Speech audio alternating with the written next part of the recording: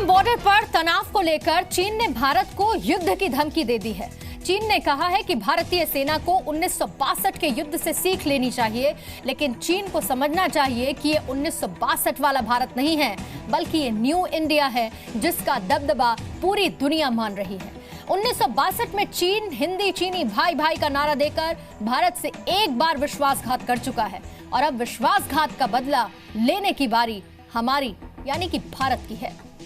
सिक्किम पर कब्जे की चीनी चाल, चीन की भारत को युद्ध की धमकी। भारतीय सैनिकों ने जिस तरह सिक्किम के डोकाला इलाके में चीन के शातिर मंसूबों पर पानी फेरा, उससे चीन इस कदर बौखला गया कि उसने भारत को युद्ध की धमकी दे दी। चीन के विदेश मंत्रालय ने कहा है कि भारतीय सेना को इतिहास से सीखना चाहिए और 1962 के युद्ध के नतीजों से सबक लेना चाहिए।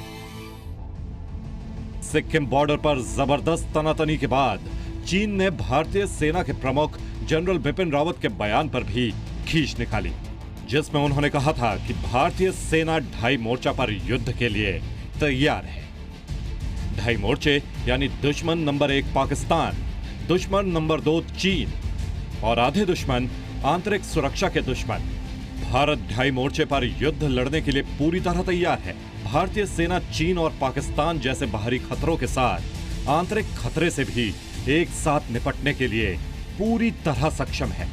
कोर्ट चार्ट की जो हमारी डॉक्ट्रिन बनाई गई है उसको अब हम अमल करने में पूरी तरह से तैयार हैं। कितने दिन में हम लोग मोबिलाइज कर सकते हैं ये मैं ओपनली नहीं बताना चाहूँगा, लेकिन मैं ये बताना चाहूँगा कि हम जल्दी से जल्दी बॉर्डर पे डिप्लॉय हो सकते हैं और अपनी कार्रवाई शुरू कर सकते हैं। चीन भारतीय सेना के इसी आक्रामक तेवर से बुरी तरह बौखलाया हुआ है।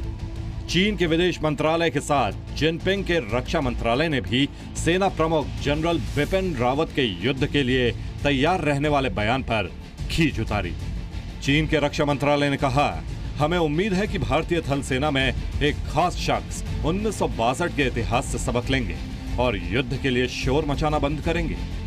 चीन ने यह भी कहा है कि भारतीय सेना सिक्किम के डोंगलोंग इलाके से पीछे हटे, उसके बाद ही भारत के साथ सीमा विवाद पर कोई बात हो सकती है। इसी बीच चीन की सेना ने दावा किया है कि उसने भारतीय सीमा के पास हल्के टैंक का परीक्षण किया है। पीएलए के मुताबिक तिब्बत में 35 टन वजन के हल्के टैंक का परीक्षण किया गया है। चीन की काट के लिए भारत ने पहले ही खास माउंटेन स्ट्राइक कोर की शुरुआत कर दी है। यह ऐसी स्ट्राइक कोर होगी जो पहाड़ी इलाकों में युद्ध के लिए खास तौर पर प्रशिक्षित होगी। कुछ दिनों पहले इसी स्ट्राइक कोर के लिए भारत ने अमेरिका से 145 नई बोफोर्स तोप की डील की थी।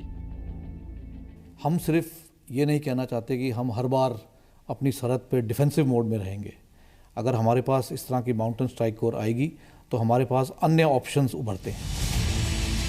चीन सिक्किम समेत भारत के कई इलाकों पर कब्जा जमाने की कोशिश कई सालों से कर रहा है, लेकिन कई जगहों पर जबरदस्त सीमा विवाद के बावजूद 1962 के बाद दोनों देशों में गोलियां नहीं चली, क्योंकि चीन भी भारत से युद्ध की कीमत जानता है और चीन ये भी समझता है कि अब दौर 1962 का नहीं, न्यू इंडिया का है, जहां दुनिया भारत की ताकत को सलाम कर रही है।